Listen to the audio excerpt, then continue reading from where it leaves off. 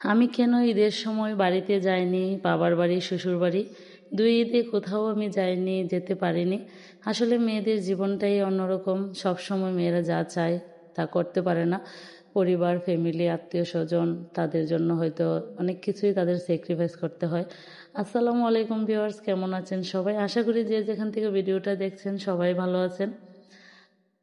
আজকে আমি কোনো রান্না বান্না শেয়ার করব না। আজকে আপনাদের সাথে ছোটোখাটো একটু কথা শেয়ার করব, কেন আমি বাবার বাড়িতে যাই নাই, কী হয়েছিল, কেন হয়েছিল। আসলে আমরা রোজার ঈদে বাড়িতে যেতে পারিনি, আমরা নিজেরাই অসুস্থ ছিলাম, তার জন্য আর রোজার ঈদে বাবার বাড়িতে যাওয়া হয়নি। পরে আবার ছেলের স্কুল, পরীক্ষা সব মিলিয়ে আর যেতে পারিনি। ভেবেছিলাম কুরবানি ঈদের সময় বাবার বাড়ি শ্বশুর বাড়ি দু জায়গাতেই বেড়াতে যাব, কিন্তু ঈদের 3 দিন আগে হঠাৎ করে আমার শাশুড়ি অসুস্থ হয়ে গিয়েছিল। শাশুড়িকে নিয়ে ডাক্তার দেখানোর পর আমরা আর ঈদে বাড়িতে যাইনি, যাওয়ার সাহসও করিনি। যেহেতু অনেকটাই অসুস্থ ছিল, আবার ডাক্তারের কাছে নিয়ে আসতে হবে, সেই জন্য আমরা আর বাড়িতে যাইনি। কারণ এত দূর জার্নি করে একজন অসুস্থ মানুষ আবার এসে ডাক্তার দেখানো তার পক্ষে সম্ভব না, সেজন্য এবার আমরা ঈদে যাইনি। কিন্তু ঈদে আমার মনটা খুবই খারাপ ছিল। একদিকে শাশুড়ি অসুস্থ, আর একদিকে আমার বাবা, সে বাথরুমে পড়ে গিয়ে অনেকটাই ব্যথা পেয়েছিল, হাতে পায়ে এবং কোমরে ব্যথা পেয়েছিল। কিন্তু খুবই দুঃখের বিষয়, এখনো পর্যন্ত বাবাকে যেয়ে দেখতে পারিনি। এদিকে শাশুড়ি অসুস্থ, তাকে যে সাথে করে নিয়ে যাব কিংবা তাকে যে রেখে যাব, কোনোটাই সম্ভব নয়। সেজন্য এখনও যেতে পারিনি, কারণ এই অবস্থায় শাশুড়িকে একা বাসায় রেখেও যাওয়া যাবে না, আর তাকে সাথে করে নিয়ে যেতে পারবো না। তার জন্য বাবার সাথে দেখা হয় না এখনো পর্যন্ত।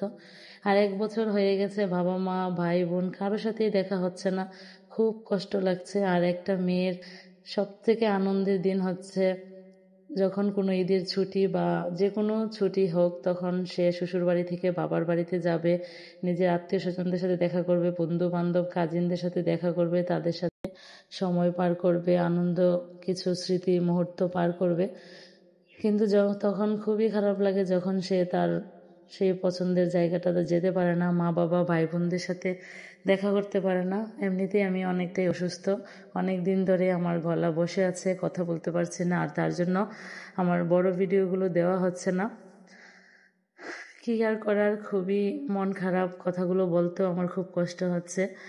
আর আমার বাবা মা প্রতিদিন ফোন দিয়ে কান্নাকাটি করে, এদের একমাত্র মেয়ে আর ভাইরাও ফোন দিয়ে অনেক কষ্ট পায় যে তাদের একমাত্র বোনকে দেখতেও পাচ্ছে না, সে যায় বাড়িতে যাচ্ছে না, ঈদের ছুটি তাদের সাথে দেখা হচ্ছে না।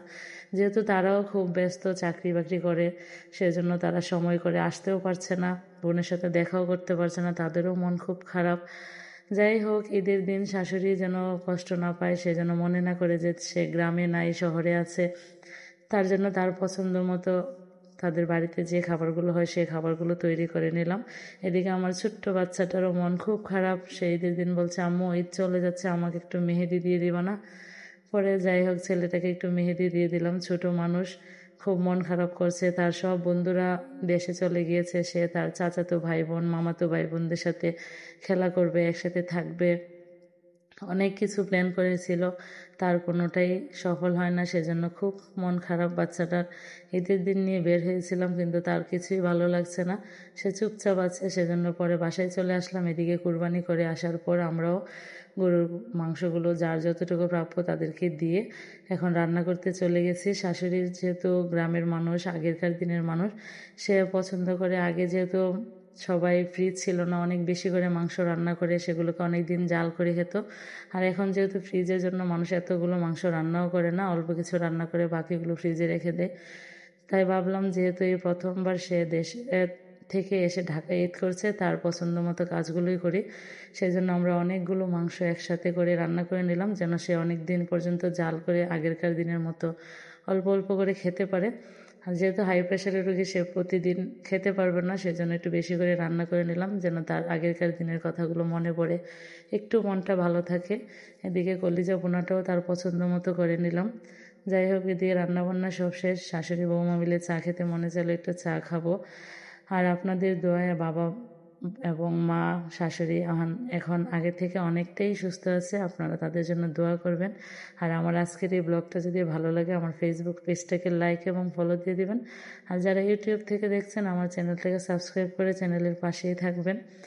আর যেহেতু আমি ভালো করে গুছিয়ে কথাও বলতে পারি না, সেহেতু আপনারা কেউ কিছু মনে করবেন না, অবশ্যই পজিটিভ নেবেন, নেগেটিভ কোনো কিছু ভাববেন না। সবাই ভালো থাকবেন, সুস্থ থাকবেন, আর আমার ভিডিওটাকে শেয়ার করে দিবেন। আল্লাহ হাফেজ।